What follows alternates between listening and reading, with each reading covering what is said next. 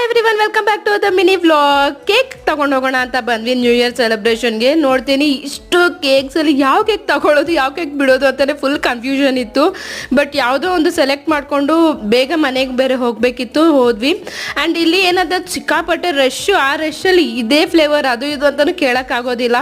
So ನಮ್ಗೆ ಕಾಣಿಸಿದ್ದು ಯಾವುದೋ ಒಂದು ಕೊಡಿ ಬೇಗ ಅಂತ ಹೇಳ್ಬಿಟ್ಟು ತಗೊಂಡು ಹೊಟ್ಟೋಗ್ಬಿಟ್ವಿ. ಆ್ಯಂಡ್ 20 ಜನ ನಾವು ಟೋಟಲಾಗಿ ಸೇರಿದ್ದು. ಸೋ ಸಾರಿ, ಮೆಸ್ಸಿ ಆಗಿರೋದಕ್ಕೆ ಕಿಚನ್ನು ಎಲ್ಲ ಅಡುಗೆಗಳೆಲ್ಲ ಪ್ರಿಪೇರ್ ಮಾಡ್ತಿದ್ದೀವಿ. ಇದು ಸಂಜೆ ಒಂದು 7:15 ಆ್ಯಂಡ್ ಇಲ್ಲಿ ನಾವು ಡ್ಯಾನ್ಸ್ಗಳೆಲ್ಲ ಆಡಿದ್ದೀವಿ. ಕೆಲವೊಂದು ಪ್ರೈವಸಿ ರೀಸನ್ಸ್ ಇದನ್ನು ಅದೇನೂ ಹಾಕಿಲ್ಲ.